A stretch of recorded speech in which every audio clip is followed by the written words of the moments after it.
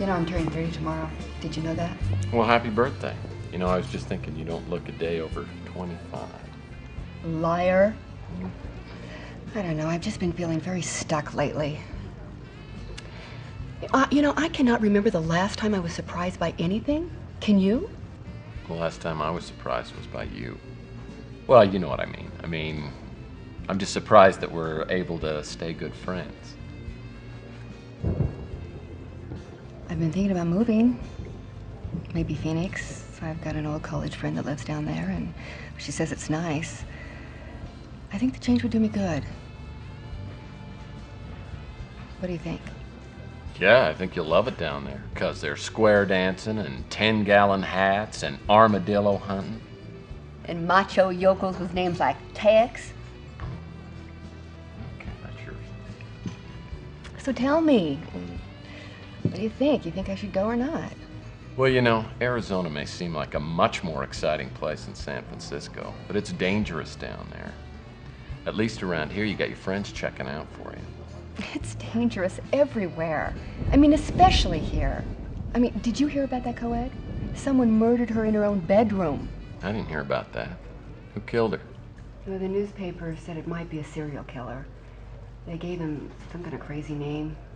I don't know, I can't remember what they called him. Doesn't that stuff scare you? I mean, I'm a tough guy, and it scares me.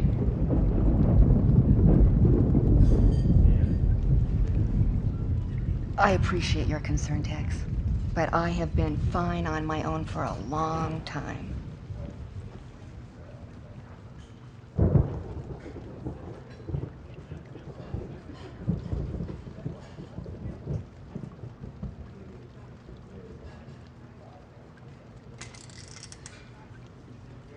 Looks like the rain's letting up.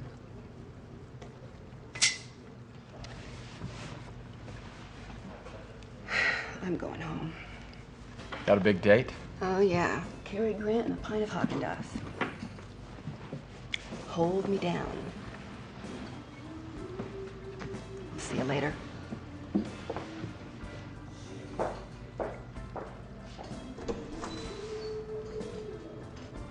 What a schmuck.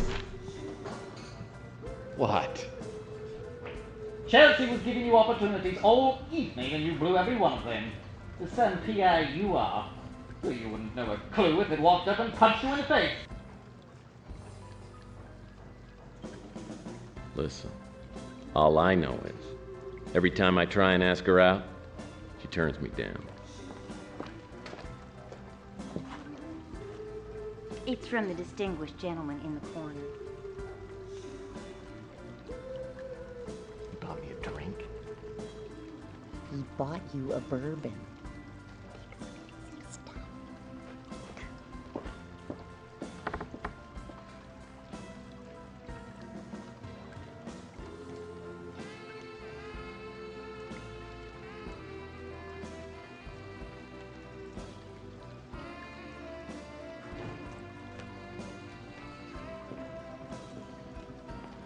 Oh, good evening, good evening.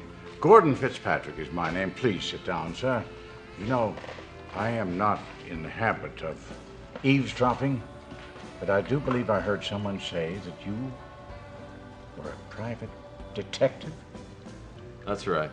I'm a licensed private investigator. Oh, delightful. It's a pleasure indeed to meet you. And your name? Murphy. Tex Murphy. Tex Murphy. Well. This is fine. Now listen, let me ask you this, Mr. Tex Murphy. Have you in your work ever had the occasion to seek for a missing person? Sure. I can do that. Well, then perhaps we could do some business. I think we can work something out. My office is just around the corner, the Ritz Hotel. Why don't we go there?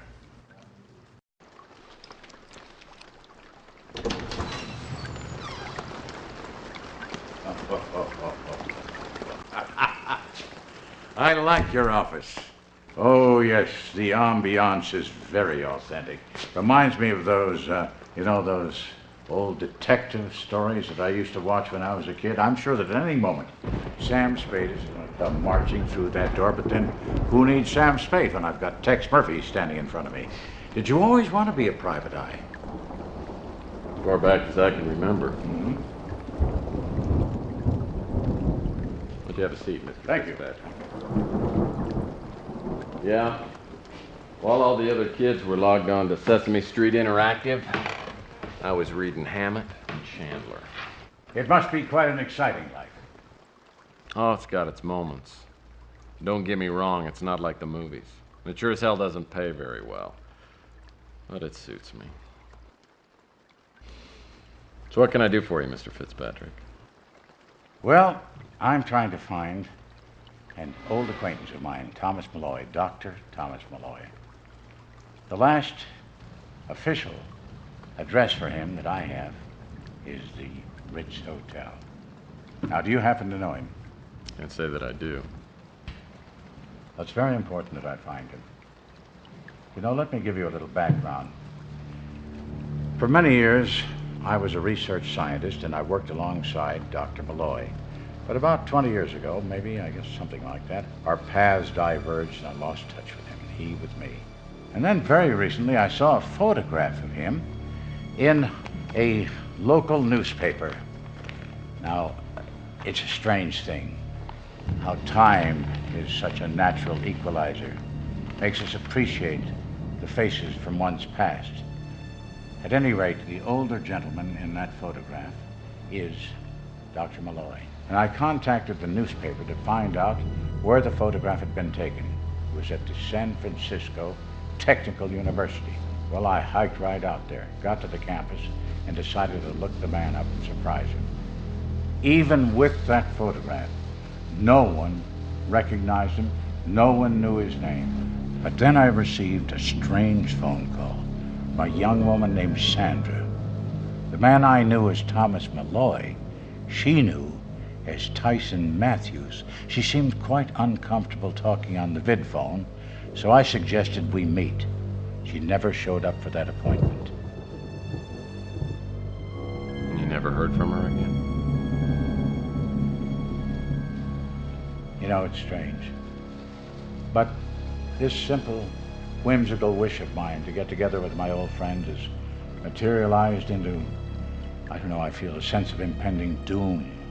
I fear for the young woman, and I fear for my friend, Dr. Malloy.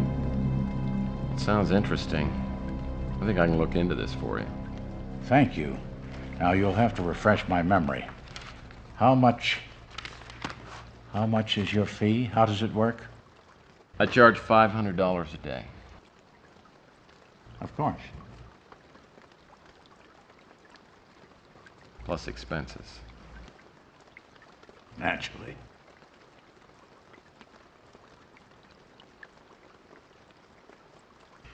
There, that should be enough to get you started. And here somewhere, there you go. I could be reached at that number. I'll be in touch. I feel we're off to a good start. All right, Mr. Fitzpatrick.